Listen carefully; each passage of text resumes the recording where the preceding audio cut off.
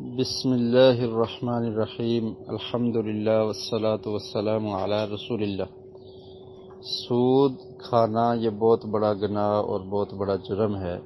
اس کے بارے میں قرآن مجید سے میں صرف تین یا چار آیات آپ کے سامنے رکھتا ہوں۔ سورہ بقرہ،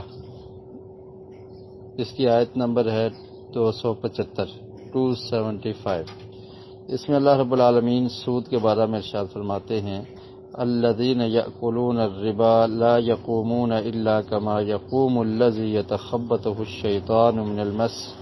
ذلک بانہم قالوا انما البیع مثل الربا واحل اللہ البیع وحرم الربا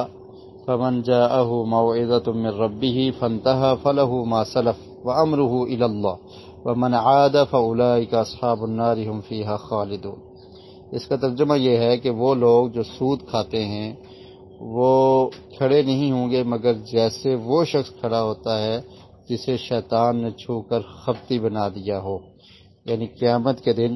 جب وہ اللہ کے سامنے کھڑے ہوں گے تو ان کا یہ حال ہوگا کہ جس طرح پاگل آدمی کھڑا ہوتا ہے، یا جب وہ قبروں سے اٹھیں گے تو اس وقت ان کی یہ حالت ہوگی۔ تو یہ کس لیے ہے؟ یہ اس لیے کہ انہوں نے یہ کہا کہ خرید و فروخت سود ہی کی طرح ہے، یعنی جس طرح تجارت ہے اس طرح سود ہے، اس میں فرق ہی کوئی نہیں۔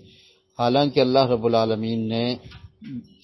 خرید و فروخت کو حلال کیا ہے اور سود کو حرام کیا ہے،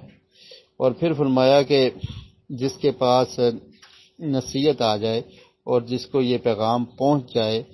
فانتہا فلہ ما سلف، تو پھر وہ نصیحت آنے کے بعد باز آ جاتا ہے، یعنی سود کو چھوڑ جاتا ہے، جو پہلے ہو گیا اب وہ چھوڑ دیتا ہے، تو اس کا معاملہ اللہ کے سپرد ہے۔ اور جو دوبارہ ایسے کرے گا، یعنی اس کو پتہ بھی ہے اس کے باوجود، یعنی نصیحت آ جانے کے بعد، پتہ چلنے کے بعد دوبارہ ایسا کرتا ہے، تو اللہ تعالیٰ فرماتے ہیں فَأُولَٰئِكَ أَصْحَابُ النَّارِ هُمْ فِيهَا خَالِدُونَ، کہ وہی لوگ آگ والے ہیں اور وہ اس میں ہمیشہ رہیں گے۔ تو سود خور قیامت کے دن پاگل ہو کر اٹھے گا، اور اس کے علاوہ جو انسان جب اس کو پتہ چلتا ہے تو اس کے بعد وہ سود کو ترک کر دے، چھوڑ دے، اور جو مال اس کے پاس سود کا ہے تو اسے بھی ختم کر دینا چاہیے، ضائع کر دینا چاہیے، تو تب ہی وہ انسان صحیح معنوں میں اللہ سے توبہ کرنے والا ہے۔ اور اس سے اگلی آیت میں 276 میں اللہ رب العالمین نے ارشاد فرمایا کہ یمحق اللہ الربا ویربی الصدقات، کہ اللہ سود کو مٹاتا ہے اور صدقات کو بڑھاتا ہے، یعنی آدمی جو صدقہ کرتا ہے تو صدقے کی وجہ سے اس کا مال بڑھتا ہے، لیکن سود کو اللہ تعالیٰ مٹاتا ہے۔ مطلب کیا ہے کہ بظاہر تو یہ نظر آتا ہے کہ سود سے میرا مال زیادہ ہو رہا ہے، لیکن اللہ رب العالمین نے اس میں برکت نہیں رکھی، بلکہ اللہ تعالیٰ اس کو مٹا دیتا ہے۔ کبھی انسان پہ کوئی مصیبت آ جاتی ہے، کوئی پریشانی آ جاتی ہے، کچھ اور حادثہ ہو جاتا ہے، تو وہ سارے کا سارا مال وہاں پر ضائع ہو جاتا ہے، کیونکہ اس میں برکت نہیں ہے۔ اور پھر اللہ نے فرمایا واللہ لا يحب كل کفار اثیم، اور اللہ تعالیٰ کسی ایسے شخص سے محبت نہیں رکھتا جو سخت ناشکرا اور سخت گناہگار ہو۔ تو یہ بہت بڑا گناہ ہے سود کو کھانا، سود کا کاروبار کرنا۔ اس کے بارے میں اس کی اگلی آیت 278، یعنی 277 کے بعد 278 جو آیت ہے اس میں اللہ تعالیٰ نے فرمایا کہ اے ایمان والو، یا ایھا الذین آمنوا اتقوا اللہ وذروا ما بقی من الربا ان کنتم مؤمنین، کہ اے لوگو جو ایمان لائے ہو اللہ سے ڈرو اور سود میں سے جو باقی ہے چھوڑ دو۔ یعنی اگر تم نے کسی کو دیا ہوا ہے، قرضہ دیا ہوا ہے سود پر، تو اب تم اپنا اصل مال لے لو، کیونکہ تمہیں پتہ چل چکا ہے کہ یہ حرام ہے، تو جو سود کا مال ہے وہ اس پہ نہ ڈالو، اس سے نہ لو، کہ وہ مقروض ہے تمہارا، تم اس سے سود لے لو تو اس کو چھوڑ دو، اس سے نہ لو۔ تو اس سے یہ پتہ چلتا ہے کہ جو مومن ہے اس کو اس کے ذمہ اگر کسی نے اس کا سود دینا ہے تو وہ اس کو چھوڑ دے، تاکہ سود وہ نہ لے، اور سود کو بالکل ہی ختم کر دینا چاہیے۔ اس کا لینا یہ انسان کے لیے، مسلمان کے لیے درست نہیں ہے۔ اور پھر اللہ تعالیٰ نے فرمایا اس سے اگلی آیت میں فَإِن لَّمْ تَفْعَلُوا فَأَذَنُوا بِحَرْبٍ مِّنَ اللَّهِ وَرَسُولِهِ، کہ پھر اگر تم نے یہ نہ کیا تو اللہ اور اس کے رسول کی طرف سے بڑی جنگ کا اعلان سن لو، اور اگر توبہ کر لو، یعنی اگر تم نے ایسا نہ کیا، سود کھاتے رہے، تو پھر یہ سمجھ لو کہ تم نے اللہ اور اللہ کے رسول کے ساتھ جنگ کی ہے۔ اور پھر فرمایا کہ اگر تم توبہ کر لو تو تمہارے لیے تمہارے اصل مال ہیں، یعنی جو اصل مال تمہارا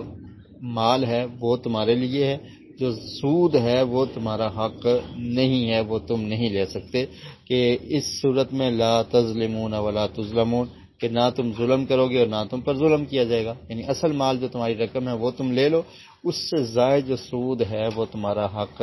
نہیں ہے۔ اور اس کو اللہ تعالی نے فرمایا کہ جو انسان سود کھاتا ہے فَأَذَنُوا بِحَرْبٍ مِّنَ اللَّهِ وَرَسُولِهِ، تو اللہ اور اس کے رسول کی طرف سے بڑی جنگ کا اعلان ہے، یعنی وہ اللہ اور اللہ کے رسول کے ساتھ جنگ کرنا چاہتے ہیں۔ اور اسی طرح صحیح مسلم میں حدیث ہے، نبی مکرم صلی اللہ علیہ وسلم نے ارشاد فرمایا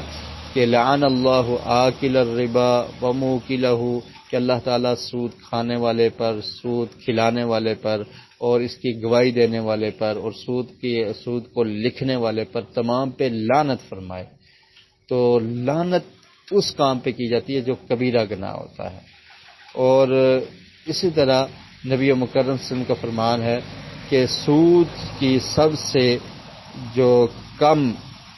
گناہ ہے تو وہ یہ ہے کہ انسان اپنی سگی ماں کے ساتھ بدفعلی کرے، اپنا منہ کالا کرے، تو جس طرح وہ بہت بڑا جرم ہے، اس طرح سود سے جو سب سے کم گناہ اور جرم ہے وہ اس کے برابر ہے۔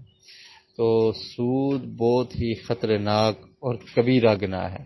اللہ رب العالمین سے جنگ ہے، جیسا کہ قرآن مجید میں اللہ تعالیٰ نے یہ ارشاد فرمایا ہے۔ تو سود سے بچنا چاہیے اور بچنے کی کوشش کرنی چاہیے کہ کسی قسم سے بھی، کسی طرح سے بھی انسان کے جسم کے اندر سود کا پیسہ نہ جائے، سود کا مال نہ جائے، اور سود کھانے والا نہ بنے۔ سود سے بچنا چاہیے، جس قدر ہو سکے تو انسان کو اس سے بچنا چاہیے۔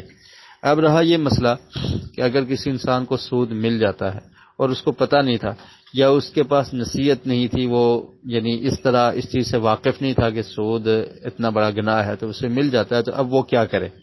اگر تو وہ بینک کو ہی واپس کر دیتا ہے تو وہ پھر سود پہ لگا دیں گے، تو اس کا تو کوئی فائدہ نہیں ہے۔ لہٰذا اگر کسی کے پاس ایسا سودی مال ہے تو وہ خود اس کو کھا نہیں سکتا، اس کے لیے حرام ہے، نہ خود کھائے گا نہ ہی اپنے ذاتی تصرف میں لائے گا۔ یہ ایک ایسا کرنا حرام اور کبیرہ گناہ ہے، اسے قطعاً نہیں کھانا چاہیے، اور نہ ہی اپنے ذاتی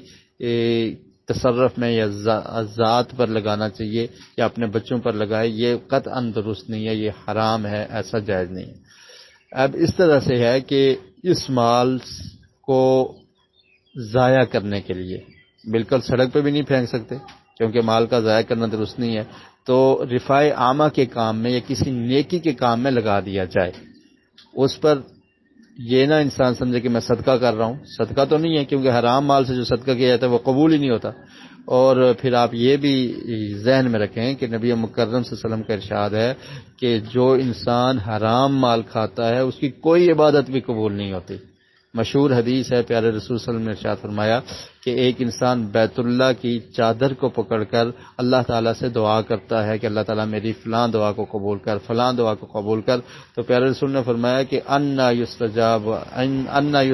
لہو، کہ اس کی دعا کیسے قبول ہو کہ اس کا کھانا حرام کا ہے، اس کا پینا حرام کا ہے، جو اس نے لباس پہنا ہے وہ حرام کا ہے۔ تو حرام کھانے والے کی کوئی عبادت اللہ کے ہاں قبول نہیں ہوتی۔ تو اسی طرح یہ جو سود کا مال اگر کسی انسان کے پاس موجود ہے تو وہ اس کو اگر اللہ کے راستے میں بھی صدقہ کرے گا تو اللہ کے ہاں وہ قبول نہیں ہے، کیونکہ وہ حرام ہے۔ لیکن سود سے چھٹکارے کے لیے اور سود سے خلاصی کے لیے، اپنے پاس سے یہ مال ختم کرنے کے لیے کسی نیکی کے کام میں لگا دیا جائے تو وہاں پر وہ لگ جائے گا، یعنی سود سے چھٹکارا آپ کو مل جائے گا، لیکن صدقہ سمجھ کے آپ نہیں کر سکتے۔ رفاع عامہ کے کام میں لگا دیں، کوئی راستہ بن رہا ہے وہاں پہ لگا دیں، سڑک بن رہی ہے وہاں پہ لگا دیں، کوئی فقیر ہے مسکین ہے اس کو دے دیں، لیکن انسان کے لیے خود کھانا یہ درست اور جائز نہیں ہے۔ تو یہ بہت ہی کبیرہ گناہ ہے، اللہ رب العالمین ہمیں اس گناہ سے بچائے۔ اور افسوس یہ ہے کہ آج کل مسلمانوں میں یہ لعنتی کام اور یہ سود عام ہوتا جا رہا ہے، بینکنگ کا نظام سود سے بھرا ہوا ہے، اور بہت زیادہ لوگ اس کام میں ملوث ہیں کہ ان کا بچاؤ ہی ناممکن ہے۔ لیکن یہ قرآن مجید کی واضح آیات ہمارے لیے نصیحت ہیں، اور ہمیں یہ سمجھنا چاہیے کہ یہ زندگی عارضی زندگی ہے، اس میں جتنا بھی مال و دولت ہے یہ سب ہم نے چھوڑ کے جانا ہے۔ وہ کہتے ہیں نا کہ کفن کی جیبیں نہیں ہوتی، تو یہ سارے کا سارا مال یہاں پر رہ جائے گا۔ تو کوشش انسان یہ کرے کہ جو حلال مال ہے اس کو کھائے، جو حرام ہے اس سے بچا رہے، جتنا بھی ممکن ہو اس سے بچ جائے۔ اور حلال مال میں جب انسان کھاتا ہے تو اللہ تعالیٰ کی طرف سے برکت ملتی ہے، اور جب آپ اللہ کی رضا کے لیے کسی حرام چیز کو چھوڑتے ہیں، اللہ کی کسی نافرمانی کو چھوڑتے ہیں، یا اگر آپ اس مال کو چھوڑ دیتے ہیں تو اللہ رب العالمین حلال آپ کو بہت وافر عطا کرے گا اور بہت زیادہ اللہ تعالیٰ دے گا، کیونکہ اللہ تعالیٰ کے خزانہ میں کسی چیز کی کمی نہیں ہے، لیکن انسان کی لالچ نہیں ختم ہوتی۔ پیارے رسول صلی اللہ علیہ وسلم کا فرمان ہے کہ انسان اتنا لالچی ہے کہ اگر اس کو سونے کی ایک وادی مل جائے، یعنی ایک پوری وادی جو سونے سے بھری ہو، آپ دو پہاڑوں کے درمیان جو جگہ ہوتی ہے اس کو سونے سے بھر دیا جائے، فرمایا کہ اگر اتنی وادی سونے کی انسان کو مل جائے تو انسان یہ نہیں کرے گا کہ مجھے کافی ہو گیا، بلکہ اس کی تمنا ہوگی کہ کاش مجھے ایک اور مل جائے۔ تو فرمایا کہ اس کی لالچ کو، انسان کی جو لالچ اور ہرس ہے، اس کو قبر کی مٹی ہی اس کے پیٹ کو بھر سکتی ہے، ورنہ اس کی لالچ نہیں ختم ہونے والی۔ تو اس لیے لالچ کو کم کیا جائے، حلال مال کو استعمال کیا جائے، جو حرام ہے اس سے بچنے کی کوشش کی جائے۔ اللہ تعالی ہمیں قرآن و سنت کے مطابق عمل کرنے کی توفیق نصیب فرمائے۔